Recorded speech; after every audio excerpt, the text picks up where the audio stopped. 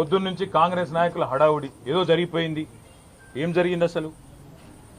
ఒక భారత పౌరుడిగా, రాజ్యాంగాన్ని గౌరవించే పౌరుడిగా, చట్టాన్ని గౌరవించే పౌరుడిగా నా మీద పెట్టిన కేసు అక్రమ కేసు, పొలిటికలీ మోటివేటెడ్ కేసు, అందులో ఏమీ లేని లొట్టపీస్ కేసు. కానీ ఏదో ఒకటైనా సరే అతికిచ్చి ఏదో ఒకటి చేసి బట్టగాల్చి మీదేసి ఏదో జరిగింది అని చూపెట్టే ప్రయత్నంలో పెడుతున్న కక్ష సాధింపు కేసు అని తెలిసినా ఏసీబీ విచారణకు పిలిస్తే గౌరవించి నిన్న పొద్దున 10 గంటలకు నేను పోయినా.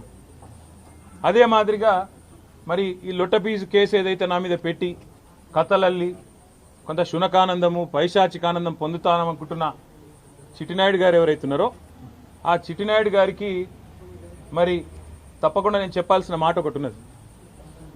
ఖచ్చితంగా భారత పౌరుడిగా, చట్టాన్ని, రాజ్యాంగాన్ని గౌరవించే పౌరుడిగా నువ్వు అక్రమ కేసును నీ అధికారాన్ని అడ్డం పెట్టుకుని నా మీద పెడితే, ఇష్టం వచ్చినట్టు బురద చల్లితే తప్పకుండా రాజ్యాంగపరంగా, న్యాయపరంగా నాకున్న ప్రతి హక్కును వినియోగించుకోవాల్సిన బాధ్యత నా మీద ఉంటుంది.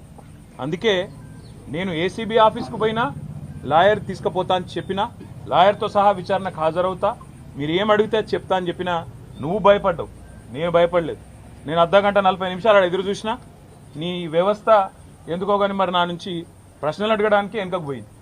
అట్లాగే కోర్టుకు పోయినా, కోర్టులో, హైకోర్టులో పిటిషన్ వేసినాం. ఏమని? ఇది అక్రమ కేసు, ఎఫ్ఐఆర్ తప్పు, ఎఫ్ఐఆర్ అనవసరపు సెక్షన్లు, అక్కరలేని సెక్షన్లు ఇష్టం వచ్చినట్టు పెట్టినారని చెప్పి వాదించినాం. సరే, కోర్టు ఏ కారణం చేతనైతే, ఎందుకంటే న్యాయ వ్యవస్థ మీద మాకు సంపూర్ణమైన గౌరవం ఉంది, న్యాయమూర్తుల మీద సంపూర్ణమైన విశ్వాసం కూడా ఉంది. ఇవాళ హైకోర్టులో మాకు తీర్పు కేవలం క్వాష్ పిటిషన్ కొట్టేసినారు. దానికే కొంతమంది ఎంత సంతోషపడిపోతున్నారంటే కాంగ్రెస్ వాళ్ళు ఏదో నాకు ఉరిశిక్ష చేసిండ్రు, లేదా నేరారోపణ అయిపోయింది, రుజువు అయిపోయింది, మొత్తం కేసే అయిపోయింది అని చెప్పి సంకలు గుద్దుకుంటా ఉన్నారు. ఆ సన్నాసులకు నేను చెప్పేది ఏంటంటే, ఇది స్టార్టింగే, ఇప్పుడేం తాగమైతే ఎట్లా? మేము ఆల్రెడీ హైకోర్టులో ఏదైతే క్వాష్ పిటిషన్ కొట్టేసినరో దాని మీద సుప్రీంకోర్టుకు పోయినాం.